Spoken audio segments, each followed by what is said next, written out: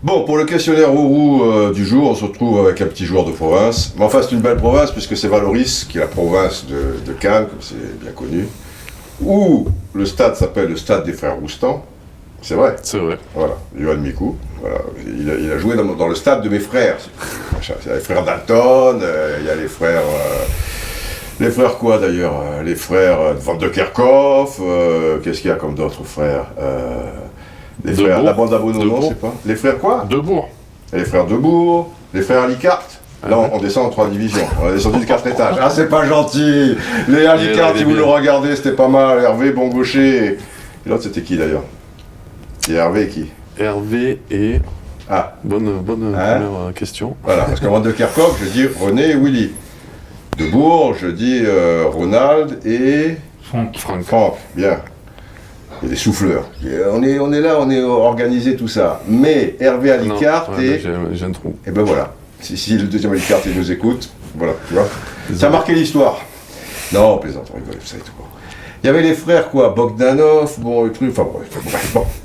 Donc le questionnaire Rourou, Johan, si tu avais été... Tu as été un joueur, mais si tu avais rêvé d'être un vrai, quoi, tu vois, un mec, un joueur, voilà, qui était un joueur. Moi, je pense juste pour tout ce qu'il a fait, tout ce qu'il a été, même si je ne l'ai pas trop connu, Georges Best. Ah. Toi, tu l'as peut-être plus connu que moi. Plus. Et alors? Mais pas tant que ça. Bah, les images que j'ai vues et puis... Non, tout ce qu'il avait en dehors aussi. Bien sûr, oui, plus comme que sur le terrain. comme sur truc et tout, oui, voilà. Ça forme un tout, quoi. Georges Best. Voilà. Ça, c'est la classe, Georges Best. Le 5e Beatles, évidemment. Un numéro 10. Voilà, numéro 10. Platini. Platini, c'était le 10 pour moi par excellence, parce qu'il avait sa qualité technique, sa vision du jeu surtout, et puis aussi il avait une tête, quoi. Ouais. C'était la tête de l'équipe dans toutes les équipes où il a joué, et puis voilà, ce caractère. Un patron aussi. Un vrai patron, un caractère d'un mec qui est parti à la Juve avec tous les champions du monde et qui a été le patron de cette équipe en quelques mois. Voilà. Donc aussi, plus que le numéro 10 joueur, aussi le caractère qu'il avait. C'est vrai, Platini, c'est pareil. Mais tu avais quel âge en 82, 84? 9 ans, hein. Et tu t'en souviens quand même? Oui, c'était les premiers moments où je trouvais qu'un joueur avait un talent extraordinaire, quoi. Déjà à 9, 10, 11 ans, tu ressentais un peu. Johan Cruyff, ton papa t'a appelé Johan, c'est un rapport avec Johan Cruyff? Ouais, c'est un rapport, parce qu'il était rugby, mais aussi très foot, et puis voilà, c'était lui la période où il adorait ce football total et qui a été animé par Cruyff. Mais toi, tu es trop jeune pour avoir connu... Non, malheureusement, je l'ai connu entraîneur. Tu aurais pu t'appeler Hervé si Alicart avait été à l'époque machin, mais bon, c'était Cruyff. Une équipe. Alors, une équipe qui t'a marqué. Ouais, je veux dire plus récemment le Barça 2009. Parce que j'ai lu il n'y a pas longtemps qu'ils avaient... C'était l'année où ils avaient gagné 6 trophées. Ouais, avec Guardiola, exactement. Tout, le championnat, la coupe, la super coupe. Ils étaient champions du monde aussi avec des clubs. Donc je trouvais que cette équipe-là, en plus, on parlait de football total avec la Hollande, là c'était quand même un grand football avec un génie qui est Messi, pardon. Et voilà, à cette période-là, au niveau où le football est, je trouve qu'actuellement, avec tout ce qu'il y a autour, physiquement, etc., de gagner tous ces trophées, et en plus avec la manière, c'est exceptionnel. C'est assez récent, mais je veux dire, il y en a eu tellement d'autres aussi, mais je veux dire, celle qui m'a marqué là récemment, c'est celle-là. Alors, est-ce que tu es pro-Barça? On peut pas être anti-Barça.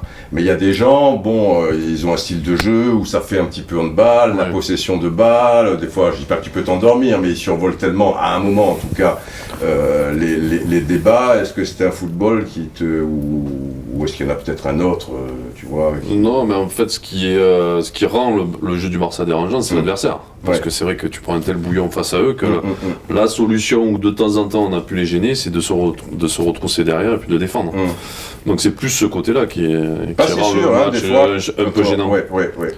Après, il y a des équipes qui ont essayé d'alterner entre un pressing, entre essayer de reculer comme a pu le faire Mourinho de temps en temps. Oui, c'est pas si mal aussi. Voilà, c'était le moyen aussi de les déranger, mais moi je trouve ce qui rend dérangeant le jeu du Barça, c'est plus l'adversaire, quoi. Mais toi, en tant que visuellement, tout ça et tout, tu te régales.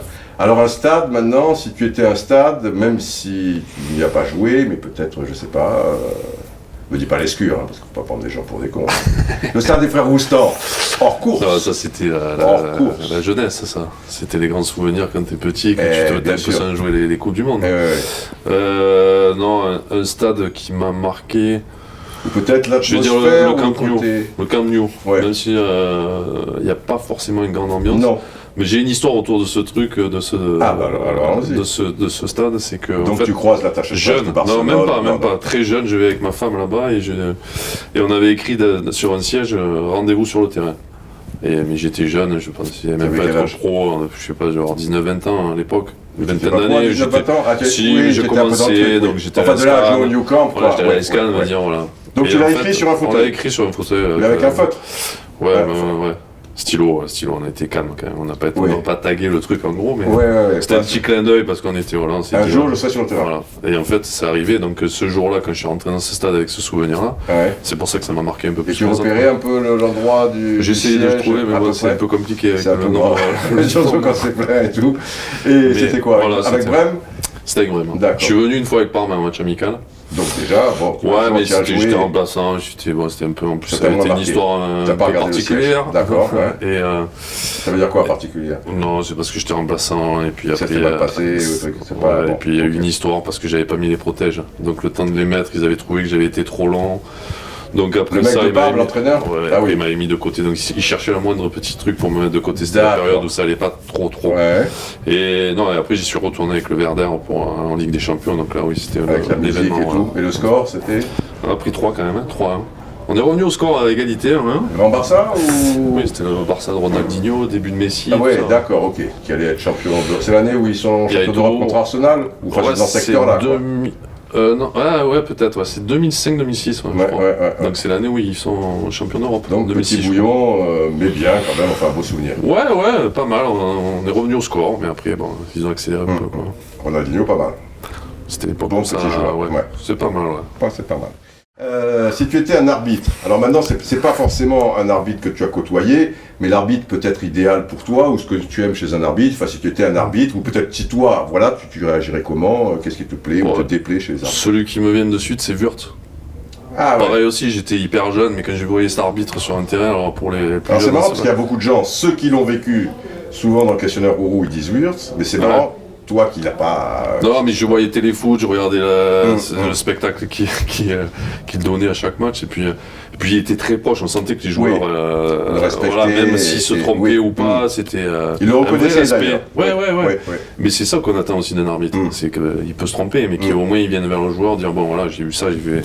Et je trouvais que voilà, en plus il rajoutait une petite touche de spectacle. Oui, ça marche. C'était l'époque où tout le monde voyait que, sentait et faisait tout pour que le football soit un spectacle. Et tu sais qu'il était détesté par ses collègues. Ça, pas peut-être les collègues qui étaient en activité, encore que, mais ceux qui ont suivi. Ouais, mais ça, bon, c'est la jalousie, les maîtres, ils sont toujours un peu enfin les trucs, évidemment, puisqu'il était aimé et que ça se passait très bien. Donc il pouvait être que jalousé, surtout en France, je pense bien qu'un mec qui plaît ou qui réussit, il va pas... C'est plus compliqué, surtout par rapport à ses pairs. Ouais, surtout par ses pairs. Mais il n'y a pas des arbitres avec qui ça c'est... Bien ou mal. Peut-être étranger. Quelle est la différence entre l'arbitrage allemand, par exemple, et l'arbitrage français, puisque tu as bien connu les deux? Je mets de côté l'arbitrage italien aussi, que tu as connu. Non, mais je trouve que c'est assez... ça se rejoint. À partir du moment... On peut parler à l'arbitre, mais à partir du moment où on est correct avec lui... Oui, si tu arrives si tu hurles sur lui, c'est sûr que l'arbitre, après, il est humain aussi, il va vouloir peut-être plus aller contre toi et tout, mais sinon, après, c'est... Bon, moi, ça m'arrivait aussi de péter un plomb, et puis je le sentais de suite. C'est pour ça, après, à force, je me disais, on peut parler avec eux, on peut y avoir un échange, mais il faut que ce soit correct et propre. Et puis en même temps, l'arbitre est plus, entre guillemets, correct quand ça se passe comme ça. Oui.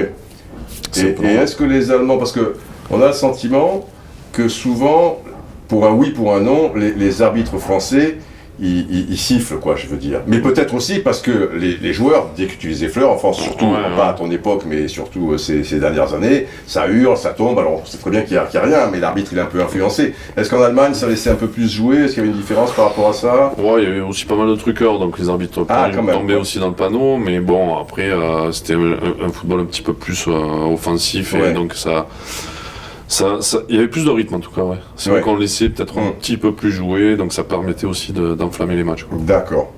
Alors maintenant, si tu étais un entraîneur, pareil, soit un que tu as côtoyé, soit un ensemble, soit pour toi l'entraîneur rêvé que tu n'as pas forcément connu, ou un que tu vois de l'extérieur et tu l'imagines comme ça. Ça c'est compliqué, mais pour tout ce qu'il a fait, je veux dire Ferguson quand même. Ouais. Pour moi, je trouve que quand même un respect énorme par rapport à son vécu, par rapport à où il a amené Manchester United, les joueurs qui sont passés entre ses mains. Voilà, et puis en plus, c'est les deux clubs que j'adore en Europe, c'est Barcelone et Manchester United, donc forcément. D'accord. Je trouve que la gestion, bon après il y a aussi peut-être des trucs qu'il a mal gérés, mais sûr, je sur 25 ans, sur 25 ans, c'est quand même voilà, exceptionnel ce qu'il a fait, et comment il a réussi à amener cette motivation à ses joueurs toutes les années après tous les matchs, et c'est ce que je trouve qui est le plus dur en tant que coach. Quoi. Et il a géré Cantona. Aussi. Et c'est pas forcément facile. Et de la meilleure des manières. Absolument. Comme quoi, voilà, c'est un maître.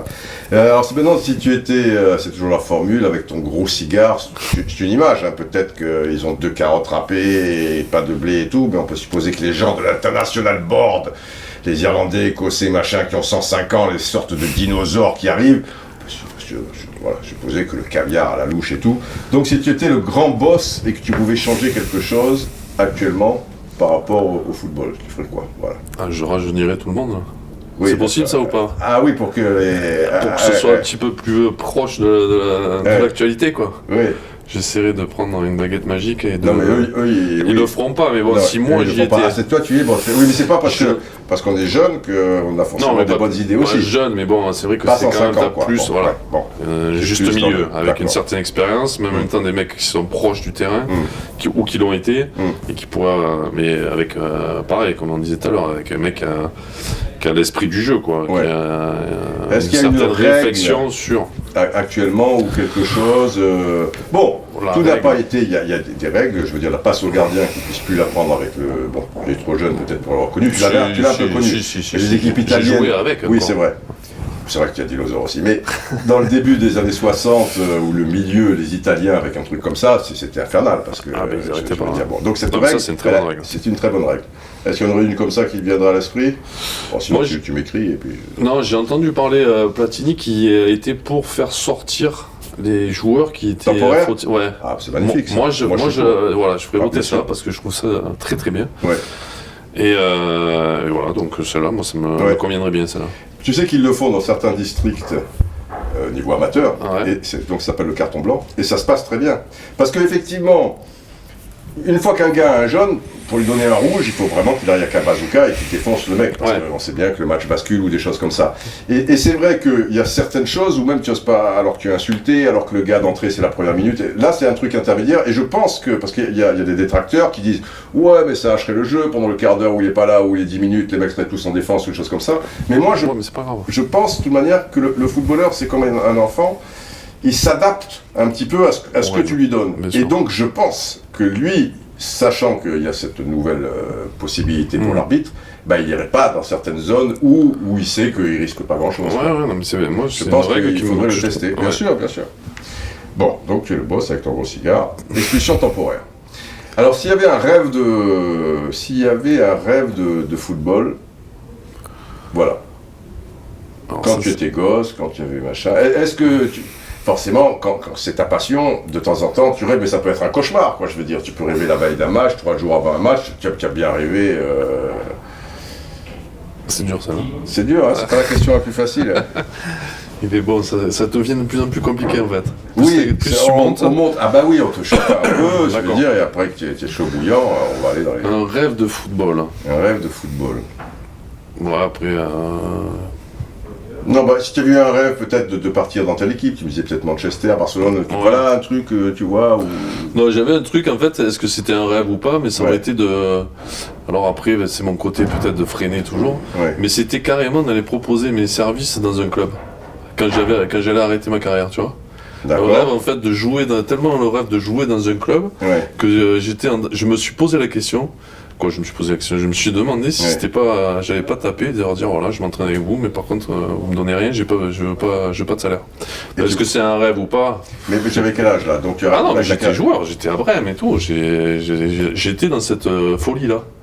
Donc tu étais à Brême, attends parce qu'il faut que je fasse ça. Tu es à Brême, tu es professionnel à Brême, donc tu joues à Brême. Et ça m'arrivait de penser à ça, alors est-ce que c'était dans des rêves ou pas, ou avant de m'endormir ou des trucs, mais des fois, quand je dis le rêve, c'est souvent le rêve, c'est avant de s'endormir, dire, après ça se passe pas comme ça. Tu vas aller à Manchester, tu vas taper à la porte de Ferguson et tu vas lui dire, voilà, moi si vous voulez, je joue avec vous, mais vous me donnez rien du tout, quoi.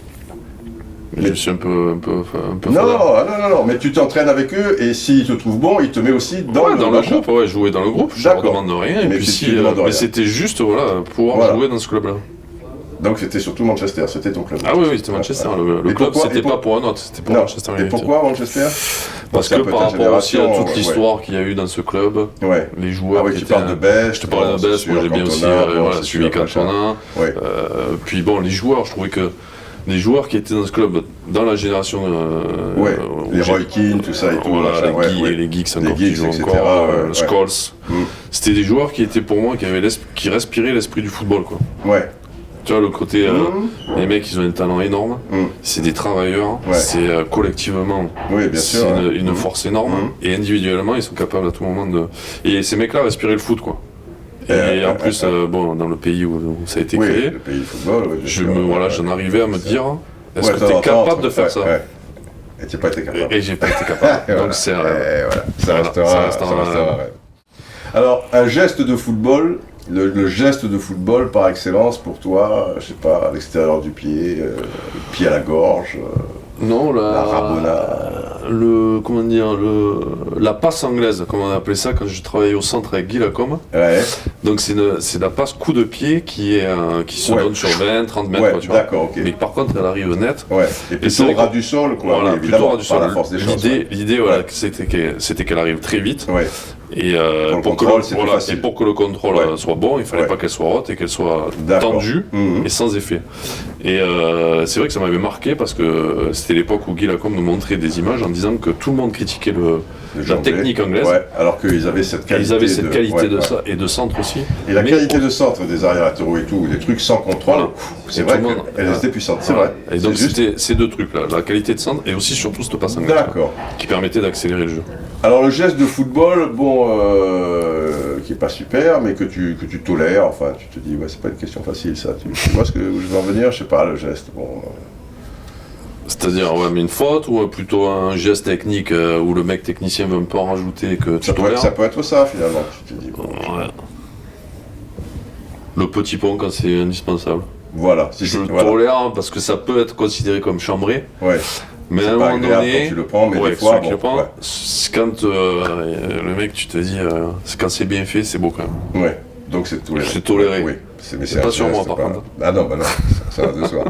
Alors le geste insupportable du football, je sais pas, tirage de maillot, tacle par machin. Non, le tacle par derrière, quand le mec sait qu'il va pas avoir le ballon, quoi. Tu vois, qu'il s'engage volontairement pour... Alors je me demande si le mec il y va parce qu'il veut montrer qu'il est dur sur l'homme, ou est-ce que finalement il y va pour faire mal, quoi. Et donc ça, pour moi, c'est intolérable et ça doit être sanctionné.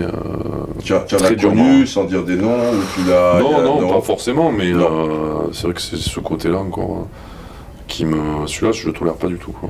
D'accord. Surtout que t'as le mec, tu vois, qui s'attend pas du tout à être chargé, quoi. Ouais, bien sûr. À la limite, t'attaques par devant, tu peux anticiper, tu peux... Oui, tandis que là, tu es un peu relâché ou tu es un peu... Effectivement, et là, tu dégustes. C'est le mec qui peut pas se défendre, quoi, c'est horrible. D'accord. La plus belle qualité chez un footballeur, outre le talent, les trucs, on est d'accord. Ouais, je trouve que... générosité, le côté, surtout au niveau collectif, quoi. Donner pour l'autre. Ouais. Je trouve que c'est aussi ça qui m'a fait faire du football, quoi. Je pense que j'aurais pas pu faire un sport individuel. Et parce que j'aimais partager avec les autres, quoi. Donc quand tu arrives à trouver dans un collectif cette qualité-là du don de l'un pour l'autre. Et où tu l'as le plus trouvé? Je l'ai trouvé finalement dans toutes les équipes. Donc j'ai joué juste chance là, de connaître des groupes avec lesquels, je vais pas dire que tout était rose tout le temps. Ça pouvait péter, ça pouvait. Mais il y avait quand même ce fond, quoi. D'accord. Tu vois. Je vais te dire, dans tous les. Il y a eu des périodes à chaque fois dans les clubs où j'ai joué où il y avait ça. Quand même cette. Voilà, juste chance. Et le plus gros défaut, selon toi, chez un footballeur? Qu'est-ce que c'est le plus gros défaut? Il y en a pas mal, hein. Tant que ça. Je pense que l'égoïsme. Oui, c'est à l'opposé de ce que tu dis, quoi.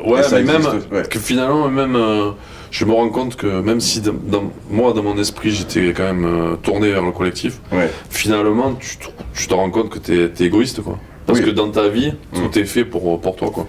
Là, aussi, sûr, en tant qu'individu, oui, vis-à-vis des autres, je veux dire, tout va être... Et tu le réalises vraiment quand t'arrêtes, je trouve. Moi, je m'en suis vraiment rendu compte quand j'ai arrêté. De quelle façon, alors? Ben non, tu réalises plus, quoi. Tu as plus de recul, et c'est vrai que tu réalises que, finalement, ceux qui t'entourent au quotidien, ils ont vécu par rapport à toi, quoi.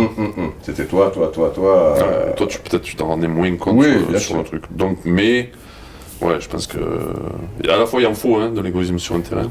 Oui, aussi, oui. Et même ça peut Parce que quand on parle de l'ego des champions... Oui, bien sûr. Mais clair, en même temps, c'est trouver cet équilibre entre les deux, quoi. D'accord. Et si tu avais une devise footballistique? Tous pour un, pour tous. On meurt ensemble. On vit ensemble, on meurt ensemble. Enfin, devise footballistique. Prends ton fric et tire-toi. Je sais pas. Une formule. C'est pas la question. Non, après c'est jouer l'un pour l'autre, quoi, voilà, et l'un avec l'autre. C'est pas plus joli, plus poétique, Là, comme ça? Ouais. C'est pas facile. C'est toi le poète. Trouve une formule et puis je vais la valider. Et puis tu valides, je sais pas, moi je pose des questions. Voilà. Non, mais après, alors dans ce cas-là, il faut couper, je vais réfléchir 1 heure ou 2. Et je vais te trouver une belle phrase poétique si tu veux. Ou alors tu me la donnes par téléphone et on la mettra en dessous. Voilà, trouve mon machin et on la mettra en dessous, voilà.